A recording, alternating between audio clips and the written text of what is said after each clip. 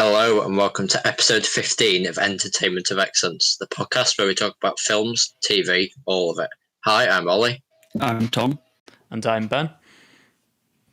And today we're going to be discussing the 2010 film, The Social Network. This will contain spoilers.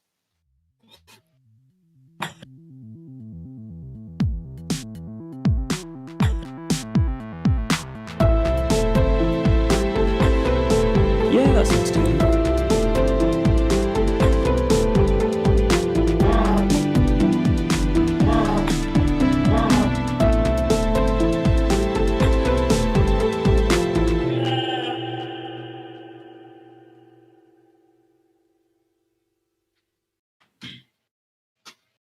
Okay, so this film is about, as the title suggests, a social network, notably Facebook. And it's kind of the story behind its creation and the betrayals and, enemies he makes along the way. I think does it say you can't make 500 million friends without making a few enemies along the way? I think that's the tagline. And it's basically that. So it just follows him into college, where he sets up this network, which you could argue he stole the idea from some guys that wanted to make a Harvard-only dating site, I think. And it's just about their expansion, and his poor friend Eduardo, who seems to get all the bad things given to him after funding the company and stuff. But that's the basic idea. Yeah. Just to confirm, it's Mark Zuckerberg we're talking about. Yeah. Yes. I know it seems obvious, but... Yeah. Mark Zuckerberg. Speaking of him, I guess, before we get into the details of our review, we'll just gloss over what the man himself thought of the film, which is basically a sort of biography of him. He says that his feelings were hurt by it, and that the film had made up stuff that was hurtful. One like equals one prayer. For Mark Zuckerberg, please. I mean, I think it's fair. I saw another author who had written a biography about the creation of Facebook said that it was about 40% true, I think. Yeah. So but you always expect that it was David Kirkpatrick that said that.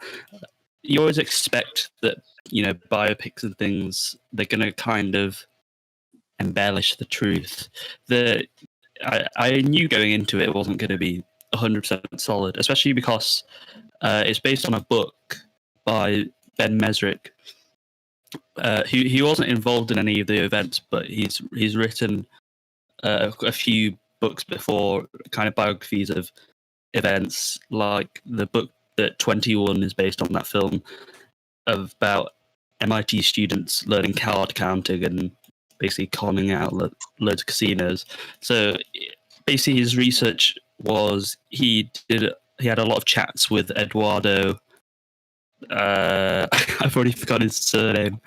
Basically, the co-founder, whatever his surname is. Eduardo Saverin. Eduardo Saverin. He had a lot of conversations with him to get the stories, and also the court papers from the multiple lawsuits that happen throughout the film, because, as he says, these college kids were all suing each other. Yeah. So that's how he got his information.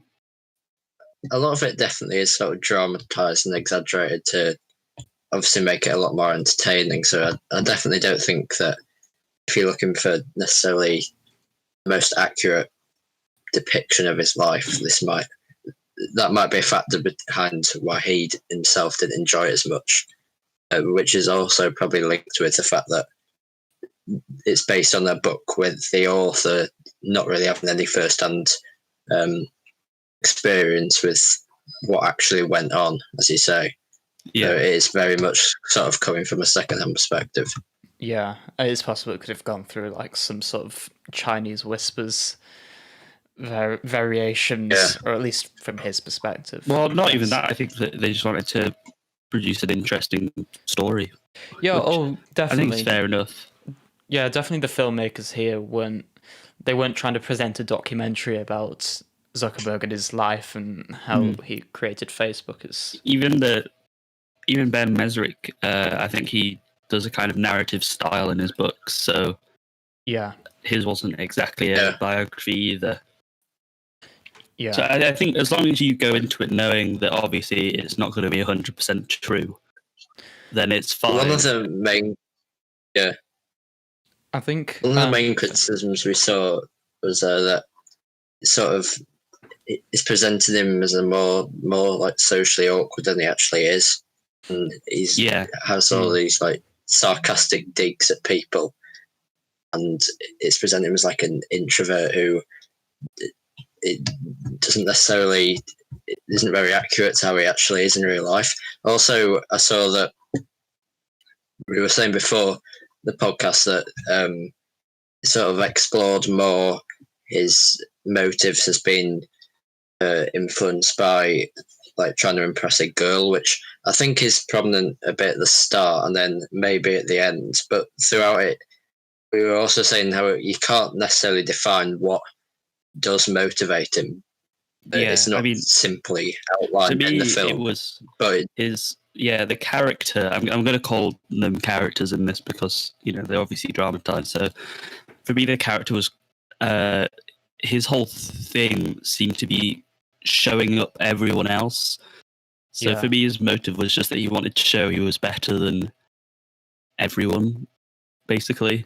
Yeah. Because you saw it constantly, and he did the thing where he went in and made fun of the company by like going in a dressing gown and saying that Sean Parker hates you or something. I can't remember. Yeah. At the same time, he's also got this jealousy for his best friend who's in like this elitist club at Harvard, and that also is sort of an underpinning motive in a lot of it, which he himself is denying, but there's also subtle hints that maybe he sort of tried to set him up with the whole animal abuse scandal and things like that because he was jealous himself. Yeah. I think the characters, well, because that's what they are in this film. One criticism I'd have is that they seem to, like, I haven't done enough research to know how true it is to the story of what genuinely happened. But here they seem to all like take a sort of archetype and fall into some sort of tropes, I guess. Like, for example, the big ones like Sean Parker being like the third guy that comes in and then shows the protagonist that there's all of this stuff you can do and you'll be so successful.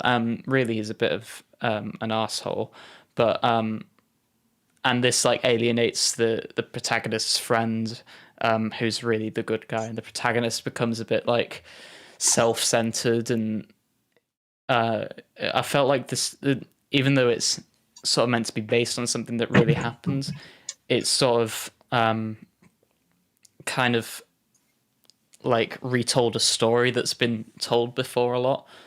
And I guess to make it more entertaining, like this, they've boxed the characters into sort of stereotypes. And like Mark Zuckerberg being like this like really socially awkward, quiet person who's like arrogant. And as you said, it's inferred that he's quite like underhand and a bit like devious as well with the animal abuse thing. I wouldn't say the characters were stereotypes though. I don't know. They seem to be different because obviously while Mark Zuckerberg was portrayed as a snarky, like insecure nerd, you could also tell that he was hurt by Eduardo suing him, and also he was upset when Sean Parker he said he was too hard on Eduardo when they told him that his 34.4% share had dropped to 0.03%. Yeah. So, Well, My point's also- mainly about Sean Parker, to be honest. He just seems very one-dimensional and doesn't seem to have much substance apart from being like the successful guy who's going to catapult Facebook to this international fame. Yeah, I think he definitely does sort of act like as a caricature because his Mark Zuckerberg's also almost trying to he almost tries to imitate what he's done, but then it's sort of this desire for success corrupts him in a way. But apart from him, even though at times Mark Zuckerberg wasn't presented in the best way, I don't think he was ever sort of. I don't ever think there was really a point where I disliked him a lot just because. I don't know if it's just because he was sort of young and you're able, at least for me, to relate with him a bit more because he's sort of been able to get this successful at such a young age, and it's all through his own well, not necessarily his own idea, but his own hard work and dedication that's got him this far. Yeah. But I would definitely agree that Sean Parker was more of like a stereotype than an actual character as such. mm. Yeah. What did you think of Justin Timberlake's performance as Sean Parker? I thought it was good. It wasn't outstanding, but he was believable. And I think sort of one-dimensional, and this was more the writing, so he just kind of filled that up. I was quite surprised because I mean, obviously, Justin Timberlake, and you have like when a singer goes into acting, you like, is this really what they should be doing? But no, I thought he was actually pretty good with his performance and managed to do well, kind of starting off as, even though it's kind of predictable, that he's the nice party guy and he's really cool, to kind of backstabbing Eduardo and stuff. So Yeah, I think he played it well.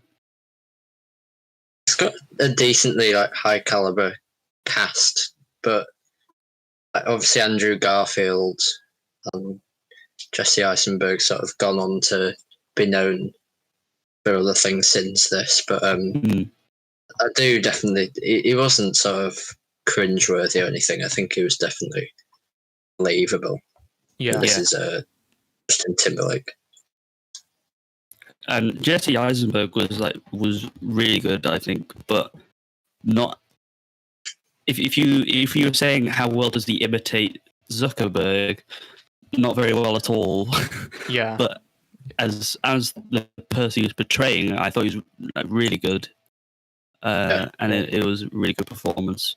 He seemed like more of like a socially awkward autistic person than like a lizard.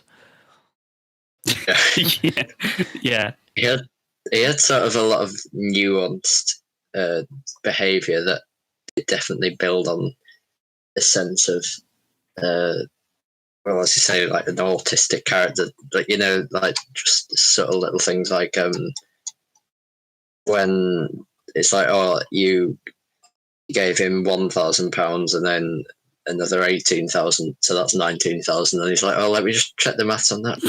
Oh yeah, I got that as well. Yeah, he was very quick. He was very quick-witted and very sarcastic, which might not have been the most accurate to the actual Mark Zuckerberg, but as a character, it made him a bit more relatable, I think. Or like, not relatable, but like likable. Like, I think. Yeah, I kept flipping between like, oh, you want this to succeed. Like the face smashing at the start is just kind of like a few friends, even though they are being a bit horrible. But yeah, you don't think that they're that bad, and then you flip to he's betrayed Eduardo, who is supposed to be the likable one. So then you get upset at him for that, but he it does well as kind of. He's not always just evil. Yeah. I don't know how to explain it. Yeah, I think Sean Parker's definitely the evil one. I think Mark Zuckerberg just like loses his way a bit. I don't know.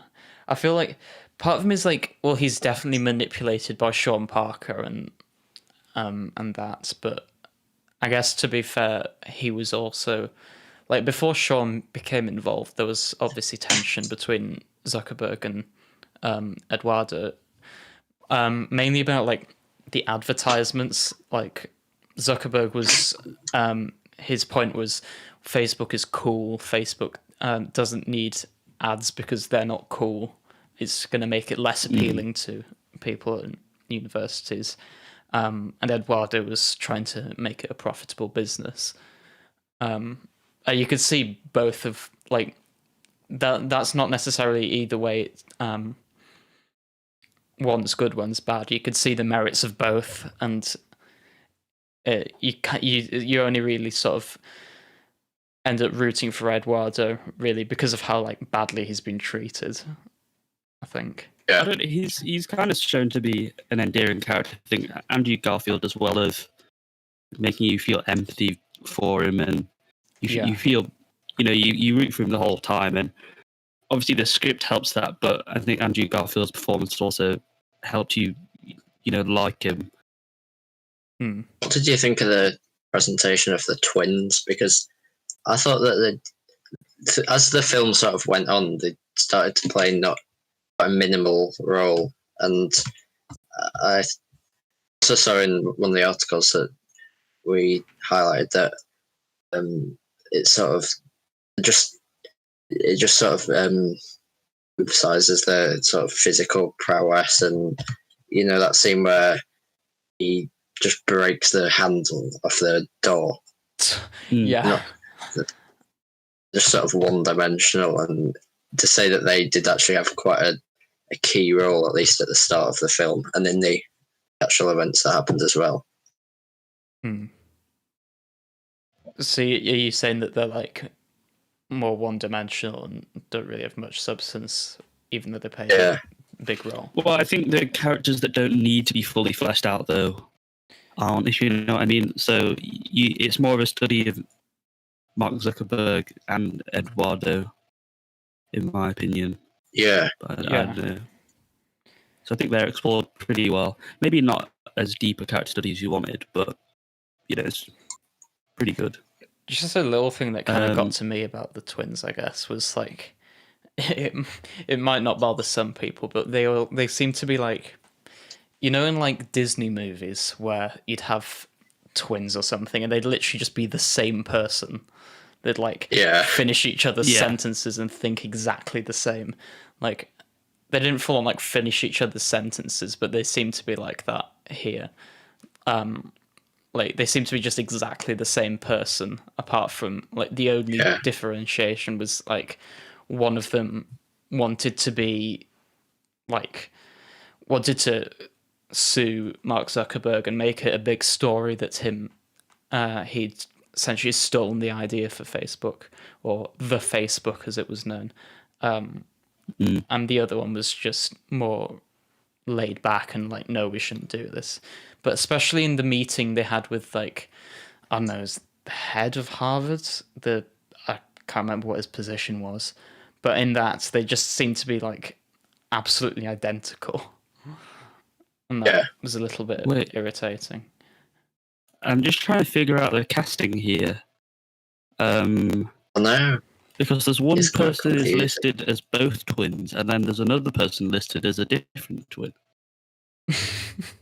Weird. And I'm not sure how that works. What if it was the same person? Okay, I definitely recognise that guy. Josh Pence. What? So Josh, I think it was just one guy duplicated. Like, well, that will support your point, Ben. Yeah. How does this? But I'm gonna look this up. Talk about something else. I'll look it up. Okay, soundtrack is really cool. Yeah. Oh yeah, no wait, go on. If you've got something about the cast, we'll get to the soundtrack later. No, it's just literally there's like 5 people in a row who are all credited as student playing Face Match. And they're like pretty early on as well. Yeah. Okay, I found out what it was. So, Armie Hammer plays both the twins, but Josh Pence was the body double for Tyler Winklevoss, and then they superimposed Armie Hammer's face. So there we go.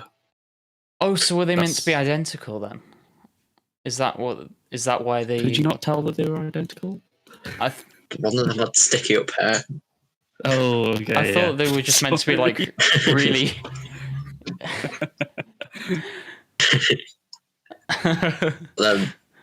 Was the excruciatingly close boat race.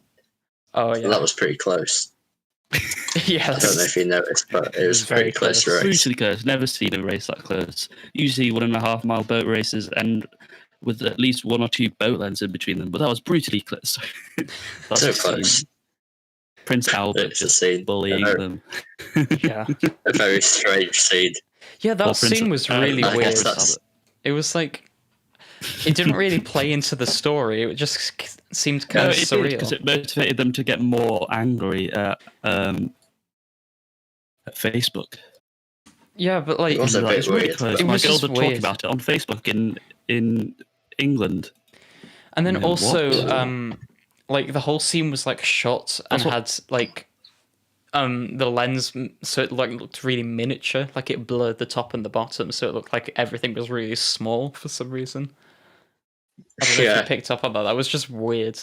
Like, Did you think on the cinematography, or generally just kind of filmmaking, did you think it peaked at the montage near the start? 'Cause I was like, oh, this is actually really cool. yeah, Where he's coding for face mesh. I was like, this cinematography and editing, and this is really good. But then it kind Yeah. of peters off for me. I don't know. I wasn't paying attention too much, but I think most of the conversations and stuff was shot reverse shot. yeah, Ooh. Yeah, because a lot of well, also at the start, I quite liked when there was like the concurrent, like court cases sort of things going on, and Yeah. he was sort of flitting between them, and he wasn't really focused on either of them. But I do agree that as it went along, I don't know if it's just, as you say, not paying much attention to it, or if it did drop off a bit. yeah. I mean, it was definitely very good at the start. I would just if it didn't like decrease in quality, it certainly just like didn't do anything that stood out. Like it was very safe, I guess. Apart from that one Yeah. like boat race scene where it had the weird miniature effect, which was I don't understand the point of that. Also, that I boat didn't race notice scene, it. it's quite a good transition to the soundtrack. Oh yeah, That's what we were going to say. yeah. The soundtrack was the soundtrack also peaked at that montage. yeah, it did. It's like Was it original? You were saying it's the guys from Nine Inch Nails. yeah.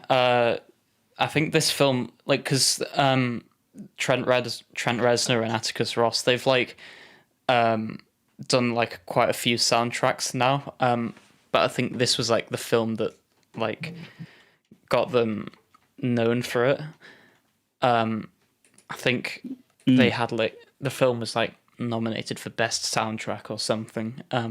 It was very good. It was like a sort of mix of like ambient electronica with like some like drum patterns and stuff, and then in that boat race scene, it was like a sort of arrangement of In the Hall of the Mountain King, I think, but with like synths and stuff.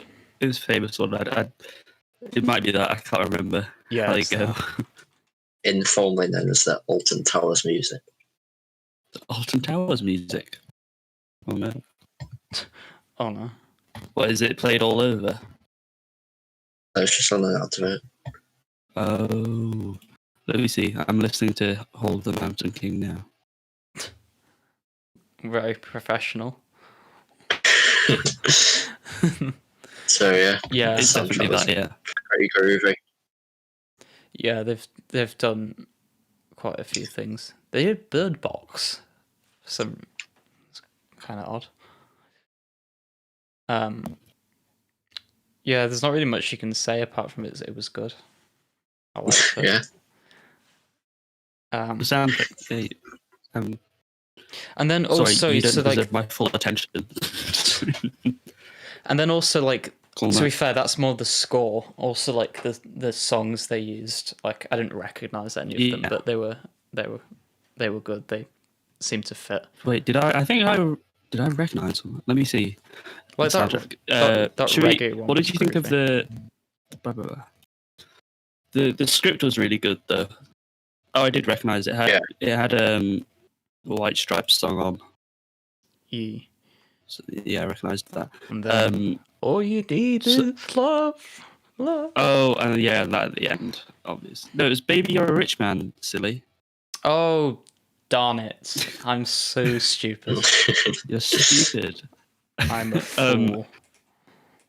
What was that? The script was really good. A lot of witty dialogue and things.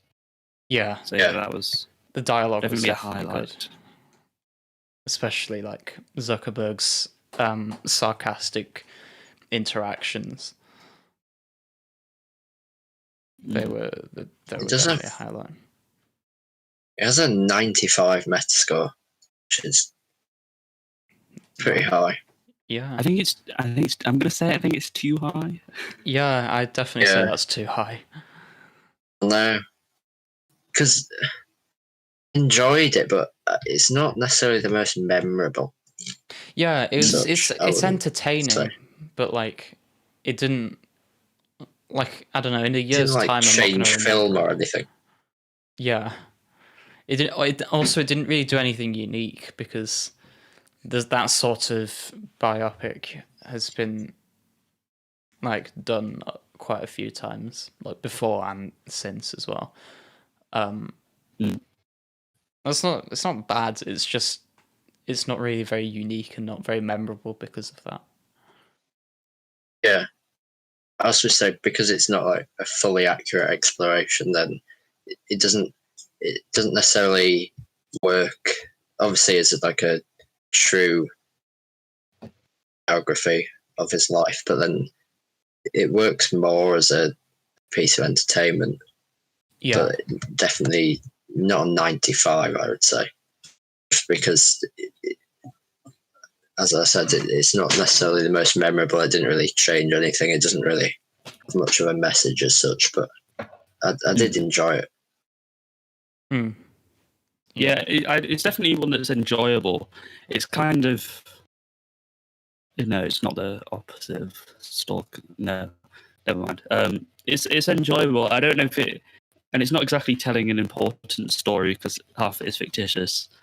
It just feels like solid filmmaking. Highlights are the script and probably Jesse Eisenberg and Andrew Garfield's performances. I wouldn't say it's groundbreaking. Probably slightly of the hype. I don't know. I think people just went in because it sounds like people were worried and were like, "Oh no, it's the Facebook movie," and maybe that kind of made everyone that was like, "Oh wow, it's actually good. This is amazing." But yeah, I think I feel like I've said this a lot, but I don't think I've actually said it on there. But according to WatchMojo.com, this is the best film of the decade. Wow. And impressive. I don't think it lives up to that. How the hell? What? But the problem is that I need to see Parasite just to ensure it's wrong. How is this the film of the decade? Like, I'm not surprised because it's Watch Mojo, but yeah. What films? I always struggle to think of what good films have come out this decade. Yeah, like I guess a little section. Oh, 3 Billboards Outside Ebbing, Missouri. That came out this decade. I'm saying that's better. I mean, Joker, I guess. Joker was good. You could argue whether it's the best film of the decade or not, but it's definitely better than this. Yeah. Don't say this like it was bad. It's not bad. It is like a really good film. This. It is a really good film. It's just not like best of the decade level. That's all we're saying. I have a list here of the top 30 films of the decade. Are they all The Social Network? Any of them in the Yeah. films? Well, I haven't. I'm just going to go through. So we've got Mad Max Fury Road, Oh, that was really good. Into the Spider-Verse. That kind of changed Yeah, animation a bit, right? So that's slightly important. Oh, Whiplash. Got Boyhood, which I haven't seen. I have not seen that. No That took idea. 12 years to make. I know that. Get Out, which I also haven't seen. I need to see that. Lady Bird, The Favourite. Black Panther. Oh, there we go. Black Panther is a 8.5 solid Black 12 Panther. out of 10. Ex Machina. The Master. I haven't even heard of that. Her. Moonlight. Oh, I need to see her. Oh, there's The Social Network. Oh, It's at 13, but I don't think it's in order. And Drive, The Shape of Water, City War, Inception, Oh yeah, Birdman. Inception. Birdman's Yeah. really good, by the way. Spotlight. I've seen Birdman. Toy Story 3. Oh yeah, best movie of all time. Sorry, it is good. I just wasn't expecting it. I Yeah. just forgot about Oh, it. What We Do in the Shadows. It's good. Was that this? Yes. Maybe That's good. Wait, The Wolf of Wall Street was this 12 decade. Years a Slave. That's probably Yeah, important. Like, this list has. I don't know if this is Arrival. necessarily the best list. Do you remember? What's Have you that? seen Arrival? No, I don't think so. No. Arrival is definitely. Wait, let me think. Arrival is probably the top sci-fi film of the decade. Okay, I'm just going to leap straight into telling you what's Arrival now. Arrival is about this alien life that comes to Earth, and they communicate in a language with like circular symbols, and then it's basically about people trying to interpret the language and learn how to speak it. But in doing so, kind of change their perception of time. It's really good. It's really good. Watch Arrival if you can. Yeah, well, I probably will. And then the list also has Hunt for the Wilder People, Force Awakens, and The Last Jedi. No, I'm joking. The Woman. And Rise of Skywalker. Yeah, Scott Pilgrim was this decade. Just anyway, should we wrap up our review? Yeah, there's not really Or much else do you we want can to, say. or is there anything more to talk about? Well, unless Ollie's Talked about got anything. cinematography. Editing was really good with that montage, and then I didn't really notice it later. Talked about acting. Yeah, that's probably we've probably talked about everything. Yeah. Well, we've not talked about So- pacing. Did you think the pacing was good? Yeah, I did. So the film's like pretty much a solid 2 hours, like right on. Yeah. And I didn't think it felt like that. Like, I guess the comparison we could do is like Stalker's 2.5 hours. But this didn't feel like 2 hours. This felt like it went pretty Didn't drag quickly. at all. Yeah. No, yeah, it was good. I mean, obviously Stalker had those long shots that didn't help, but I was always engaged, that's for sure. And I don't know if that's just sort of the nature of the film was very different, because it was like, it was sort of a depiction of college life in a way, at least at the start. Yeah. But I think the pacing was pretty good. And I forgot that I really liked the opening scene as well, which is his conversation with his girlfriend, which kind of instantly establishes his character without having to do loads of In exposition. media res. Yeah, definitely. Oh, Ooh, Ollie's fancy. breaking out his A-level English. I mean, it was GCSE English, but we're not gonna. Yeah. We're not gonna mention it. I mean, Yeah. it's not exactly action either, but sure. Yeah, but it was good. It established like his character, and like the girlfriend saying that, well, you're gonna think that girls don't like you because you're a nerd, when in reality it's because you're an asshole. Like that was pretty good to like establish the character. Oh, actually, one last thing. Some of the dialogue, there were quite a few like really good lines. Like one that really stuck out was like when he was meant to be apologizing to the girlfriend.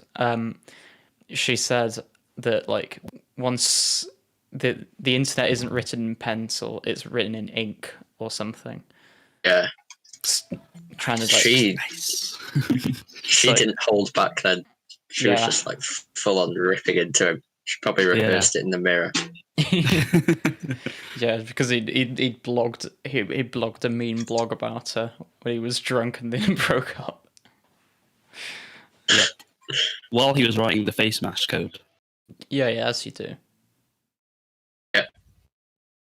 Well, I guess this is sort of like the best of the decade. But do you think that what sort of depictions of someone's life do you think there are that the person actually does like that's obviously still alive? Because I know this isn't necessarily the same, but obviously Stephen King wasn't really a fan of Stanley Kubrick's presentation of The Shining. Yeah. I wonder if, and obviously Mark Zuckerberg has gone out saying that he didn't enjoy this, and didn't he say sort of he tries to not think of it very much. Yeah. No, so I wonder if there are any films that. Much. Oh, I guess. That's what I said. I guess a comparison. I thought you tried not to. Oh. I guess a comparison you could make is well, you said it's still alive, which might not work. But Stephen Hawking and Theory of Everything. I think Stephen Hawking himself quite liked it. Like, I can't remember exactly what he said, but I think the vibe I got was he knew it was embellished. He saw it was embellished, but like still enjoyed it. And I think the quote was something he wants to be quite nice. Yeah, I think the quote was like Eddie Redmayne was like a more handsome version of himself. Or it might have been the other way around. Actually, it might have been he was more handsome than Eddie Redmayne. It was one of the two. What are you asking about adaptations of real people that they actually enjoyed? Alan Turing's not really around to give his opinion on The Imitation Game, is he? Oh, that's a shame. I've also seen on Netflix there's a Steve Jobs film. Oh yeah, I can't remember if that's supposed to be good. But I just can't be bothered because it was obviously made after The Social Network as a response to it, so I can't be bothered. Also, the disaster Boyle, artist. That's 99.9% accurate. The Disaster Artist. Yeah. Oh, wasn't it's based on the book by the actor of Mark? I don't know his name. Yeah. Oh, hi, Mark. Yes, Scott. You're right. Oh no, the book. Greg Sestero. Probably. I think that's his name. No, there's Mark. Yeah. Yes. Yeah. Greg Sestero. Yeah. So that should be So I wonder accurate. It's just weird to think. Imagine having a film made about you that wasn't. It's sort of like someone else's, a different actor. It's you. It's not like a bio. It's not a documentary or anything. Yeah. Yeah. I mean, there's loads of things that people like meeting the people that they're going to play in movies, and I'm pretty sure it's supposed to be quite weird. So, like, what was it? There's a smaller Netflix one called A Futile and Stupid Gesture, which is about the creator of the National Lampoon. I think he might have died, but there were a lot of other people in that were real people, like Chevy Chase, who was portrayed by Joel McHale, who actually worked with Chevy Chase on Community. So, people have talked about it before, and I'm pretty sure it can be quite weird. Yeah. I assume for both people involved. Yeah. Now I'm just thinking about it. I think Elton John enjoyed Rocket Man. If that's another comparison. Yeah. That's like, isn't that almost fantasy though? I've not seen it. I've heard there's a lot of like weird. Yeah, I don't know if I'd go fantasy. Visual stuff. It's like. Have you seen it? Yeah, it's like a bit surreal at times, but not fantasy. It's definitely. Yeah, because a lot of people say don't go in thinking it's a biography. Yeah, it's probably more embellished, maybe even more so than this film. I don't know. Yeah. But I think we did a pretty good job in spending 40 minutes talking about that scene as we were sort of running out of things to say about 15 minutes ago. yeah. Yeah. Which is so good.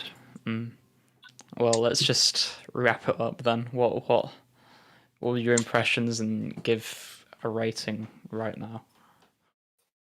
Right now, okay, I would say it was well made. Unfortunately for me, the actual filmmaking peaked at that montage, but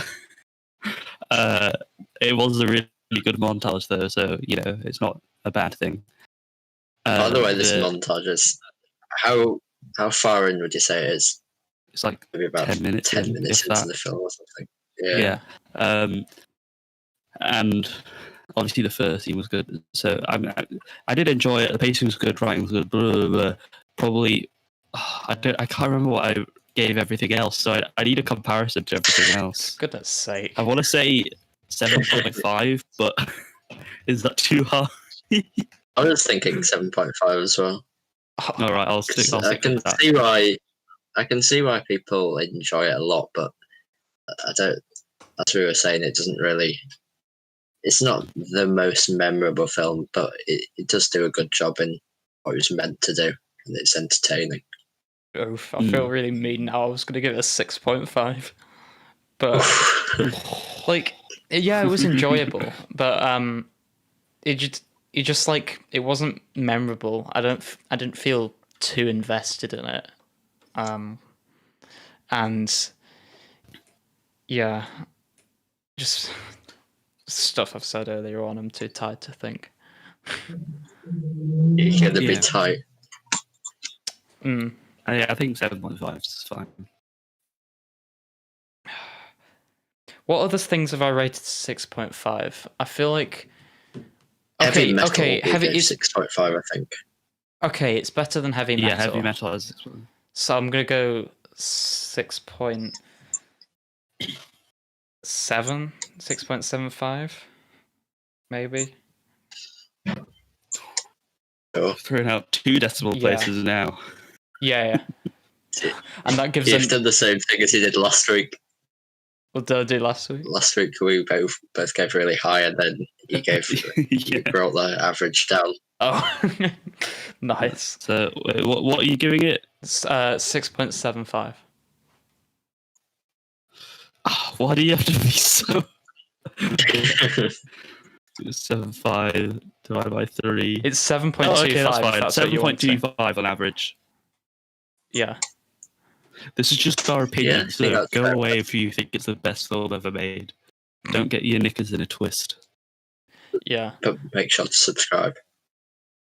We've been on 9 subscribers for 3 months. Please. Maybe people are listening to us on podcast platforms. Yeah, well, but we were gaining more real audio junkies. Very slowly, we were but gaining subscribers at a faster rate when we didn't even bring out any episodes. Do you want to know something? Our listening rate in 2018 was incredibly high, and it's sort of dropped and has never come back. So I might actually put a picture of this on like Instagram and stuff, just for the laughs, because like in April 2018, Dirk Gently got 15 plays. In fact, no, I'm going to get the actual peak. Dirk Gently got 21 plays.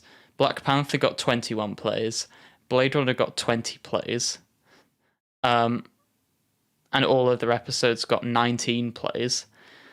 But then it sort of just dropped down in like May 2018, and like the highest we've got since is like Birdemic getting 9 plays, Heavy Metal getting 9 plays, A Quiet Place getting 6 plays, and other episodes getting 6 plays. So like we're struggling to reach half of our peak initially. Maybe if we'd carried on and never taken a break, we'd now be on like because of the break. It's gonna... Yeah, like it's after we'd stopped posting episodes, it just drops. If we'd carried the momentum on, we'd be famous by now. We'd have a Spotify deal. Obviously. I wonder if it's also like. Yeah, I but wonder the if more. thing is, it's so much more professional now than when we originally did it. It's a shame. Yeah, we'll just have to go back to imitating high voices and. Saying things we don't know anything about. That's what got us double the views. Yes. Yeah. I wonder if it's also like there's more people on podcasts listening to podcasts now or something. So there's more competition. I don't know. Yeah. We still got 80% of our wow. listeners from the US though. I don't know if that's counting the older stuff. Wow. We've only got 10%. Is that because of Crow Country? Thanks, Crow Country. Oh, we love Crow Country. Speaking of which, that is a do. good segue to the submission spotlight section. This week we are reviewing nothing because we didn't get any submissions. No, we still got a nice novel that we've not read. Okay, to be fair, right, we have one novel, but we haven't had the chance to read it yet. So we're hoping to have it read. We will get around to it, I promise. It's So Maladicus, I think is pronounced. I don't know how you pronounce it. Okay, so next week... Everyone go read that and we can talk about it together. Yeah. So next week we're not going to be live. At least give him promotion if we're not going to... Yeah. Next week we're not going to be live because like Ollie won't be here and stuff. Ollie's on a business venture. Yeah. So we'll be recording the episode like in the next few days and we'll just premiere it. So there's no chance we're going to have it ready for next week. But probably the week after that. So what's that? Well, I guess it's longer 17? for the week after. Yeah. Yeah.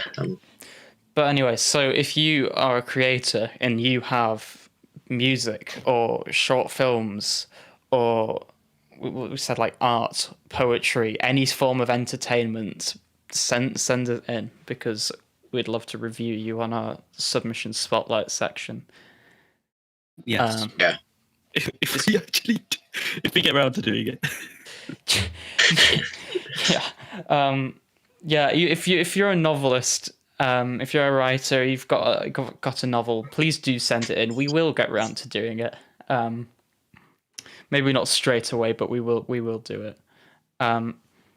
Also, if you have any recommendations for films that we should or TV shows that we should do, for the main section, like next week we've got a viewer recommendation. But after that, we're just filling in the schedule ourselves. So if you've got something you'd like us to give a review on, then by all means, contact us.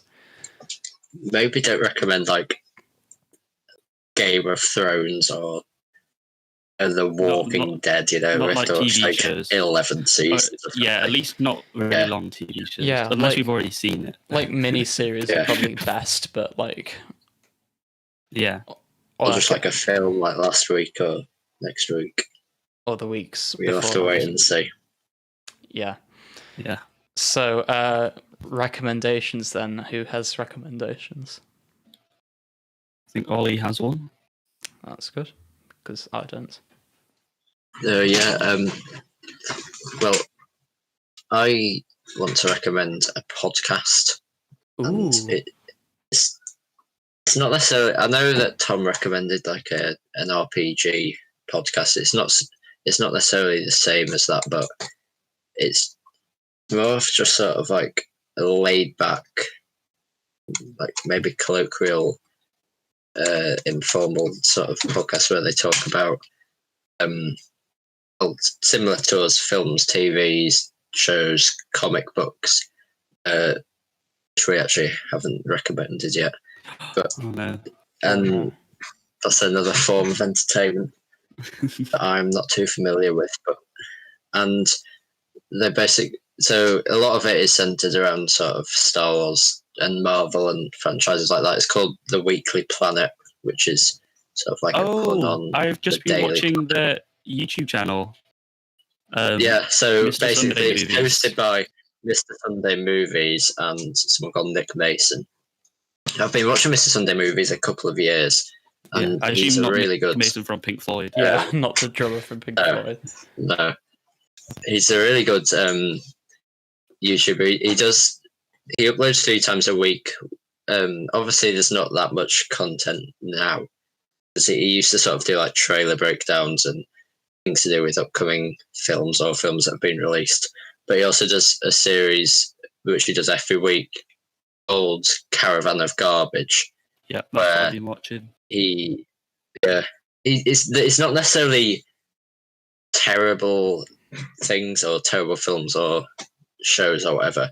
It used to be things to say, like when The Mandalorian was coming out, he'd like watch a few things to do with Boba Fett, or he sometimes even plays games or does a comic book series. Now he's sort of having to rely on polls on Patreon to do. So like he did a few episodes that were apocalyptic movies set in 2020. Yeah, I guess just Mr. Sunday Movies and The Weekly Planet. They're just really, he has a funny style. They're edited really well as well. And I've been watching all if the you Terminator enjoy this ones. podcast, if you like this podcast, then you'll probably do that for more of sort of a laid back style. And on that note, pretty good. which is the real Terminator 3? Ooh. That's all the Terminator ones. They just talk about the real Terminator 3. Because I didn't know this, but like all the Terminator films after Terminator 2, they release it and say it's Terminator 3. So then they'll denounce like the other newer ones and say, "Oh no, that was bad. That wasn't Terminator 3. This is Terminator 3." Oh, so if one fails, it's just like, actually, no, there was this one. I think that is what James Cameron does. What a lad.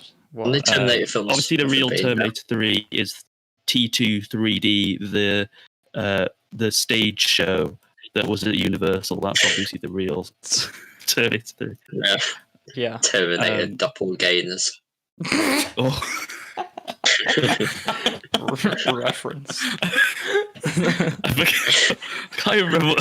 Scanners. I wonder if anyone gets that reference. What was it? What are they called? Face scanner? I can't remember. Scanners. Okay. I can't remember which episode I recommended it in. No, you'll just have to go back and listen to all of them. If you want to get that joke. Oh, I'm sure Lewis G knows. Yeah. Okay. I've got a recommendation. It's an album is an artist that this is the only actual album they managed to release before they died because they drowned in a river. It's nice. Not exactly it's not really a small album, but it's Jeff Buckley's Grace. So it was in the 90s and it was really influential at the time. Like I know Thom Yorke from Radiohead took a lot of stuff from it because he went to see a concert that he did, and then he left halfway through, and Jeff Buckley was really upset, and then he said it was because Jeff Buckley was too good, and Thom Yorke was upset that he could never be better.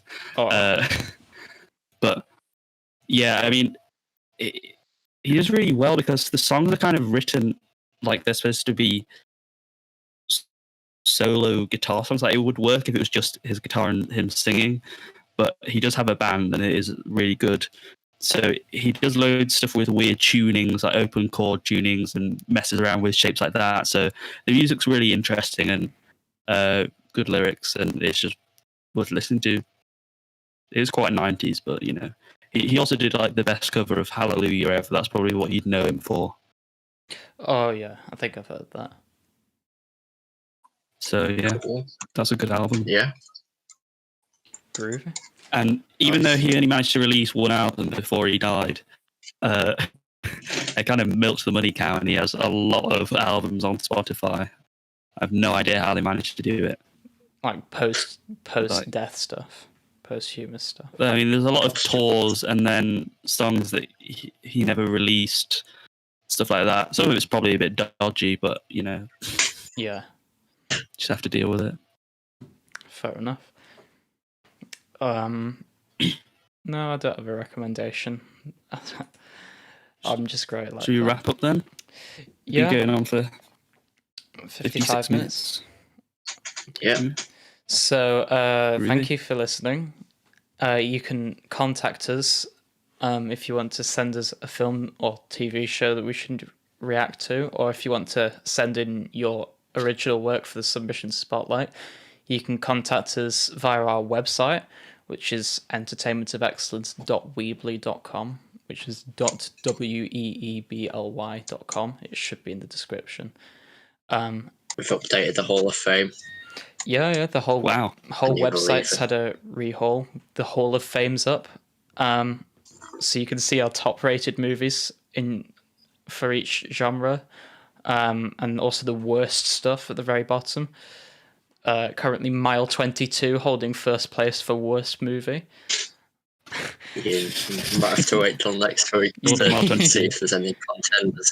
Birdemic Yeah. holding second place. You can follow us on Twitter and Instagram, which is at EOV Podcast, where we post clips and interact a little bit. And most of all, if you like us, give us a review or leave a comment or contact us and say how good we're doing. If we're doing terribly, do the exact same, because we want reviews. We're still relatively new and want to get better. So reviews would mean a lot. Thank you in advance for doing it. Yeah, so thanks for listening. See you next week, even though it won't be live. All right, see you. All right, See see you. you.